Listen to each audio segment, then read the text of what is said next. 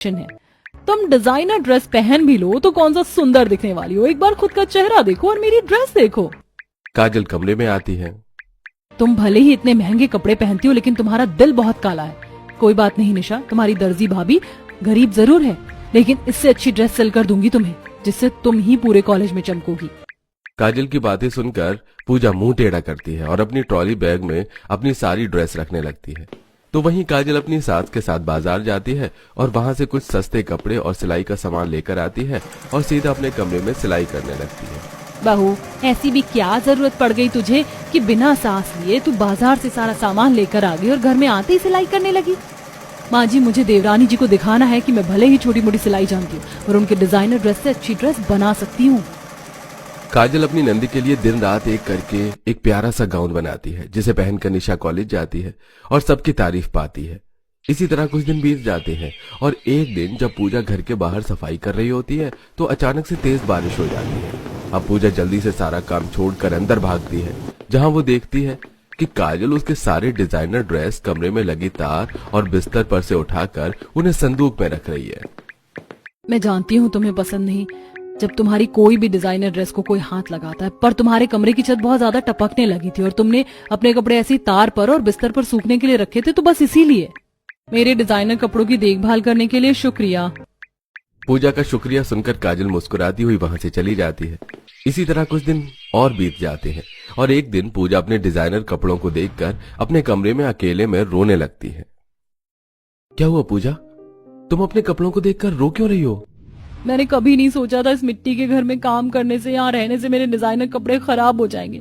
ऊपर से तो मैंने इन्हें रगड़ रगड़ कर साफ किया जिस वजह से इनका सारा डिजाइन खराब हो गया और नीचे से ऐसे बदतमीज मिट्टी चिपकी जो मेरे कपड़े से उतरने का नाम ही नहीं ले रही। आप गरीब के पास तो इतने पैसे भी नहीं है कि मेरे कपड़े ड्राई क्लीन करवा सको।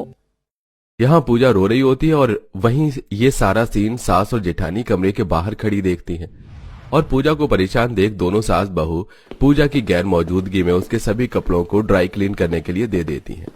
पूजा इतनी दुखी थी कि उसने अपने कपड़े 2 दिन तक बाहर नहीं निकाले और 2 दिन बाद जब ड्राई क्लीन वाला कपड़े लेकर आता है तो पूजा देखती है कि आशा और काजल ने अपने सारे पैसे उस ड्राई क्लीनर वाले को दे दिए। ये देखकर उसका दिल पिघल जाता है। मैं उनके साथ कभी अच्छे से पेश नहीं आती, घर के काम भी मन से नहीं करती, इन लोगों के साथ कितनी बदतमीजी करती हूँ, फिर भी ये सब मेरी कितनी फिक्र करते हैं। पूजा, मैंने तुम्हारे सारे कपड़े ड्राई क्लीन करवा दिए हैं, अभी मत पहनना, जब तुम अपने मायके जाओ या घूमने जाओ तब पहनना। मैंने तुम्हारे लिए कुछ सूट बनाए हैं और साड़ी लेकर आई हूँ, तुम उन्हें पहन लेना, या मिट्टी है ना, गंदे हो जाते हैं तुम्हारे कपड़े। इस बार पूजा काजल की ड्रेस को ना तो मना कर पाती है और ना ही फेंक पाती है।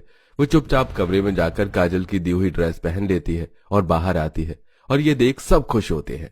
इसी तरह कुछ दिन बीत जाते हैं और एक दिन तेज बारिश में पूजा के पिता उससे मिलने उसके ससुराल आते हैं। चटाई बिछाकर सास और जेठानी उन्हें बिठाती है और खुद भी बैठती है। अपने पिता को देख पूजा डर जाती है और जब वो बाहर से अपने पिता के लिए चाय नाश्ता लेकर आती है तो अपनी सास और जेठानी के मुंह से अपनी तारीफ सुनती है। भाई साहब, आपसे किसने कहा कि आपकी बेटी बदतमीज है?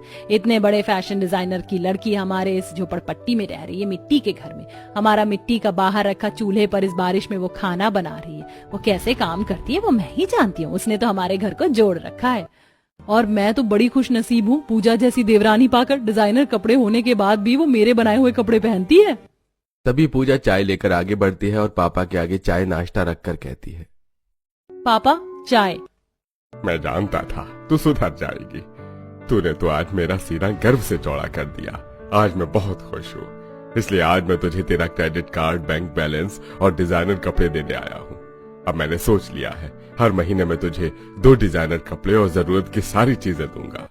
नहीं पापा, मुझे कुछ नहीं चाहिए, मुझे डिजाइनर कपड़ों का भी शौक नहीं है। मुझे इतना अच्छा घर परिवार मिल गया कि किसी और चीज की अब चाह ही नहीं है। पर हाँ, मैं चाहती हूँ कि जैसा मेरा डिजाइनर लहंगा था उससे भी अच्छा आप मेरी नंद के लिए लहंगा डिजाइन करें। उसका सपना है कि वो अपनी शादी में डिजाइनर लहंगा पहने। भाभी, उस दिन तो मैंने ऐसे ही कह दिया था, आपको मेरी बात अब तक याद है? एक बार अपनी ड्रेस ना देकर मैं बहुत शर्मिंदा हूँ, इसीलिए मैं अपनी इकलौती नंद का ये सपना पूरा करना चाहती हूँ और आप सब मुझे माफ कर दीजिए। मैंने जो शुरू में आकर आप लोगों के साथ बदतमीजी की, पर अब मैं बिल्कुल वैसी बन के रहूंगी जैसा आप लोग चाहते हैं। उस दिन से पूजा अपने परिवार के साथ उनकी तरह रहने लगती है। 4 महीने बाद कविता का फोन आता है। बेटा, तूने अपने पिता को विश्वास दिलाया कि तुम एडजस्ट हो चुकी हो। अब तू देखना कैसे मैं तेरा तलाक करवाती हूँ और तुझे एक अच्छे घर में भेजती हूँ। माँ, अपनी बेटी का घर तोड़ना बंद करो, मैं यहाँ बहुत खुश हूँ। इतना बोलकर पूजा अपनी माँ का फोन रख देती है और अपने गरीब परिवार के साथ उन्हीं की तरह से रहने लगती है। गर्मी में गंवार बहू के बाहर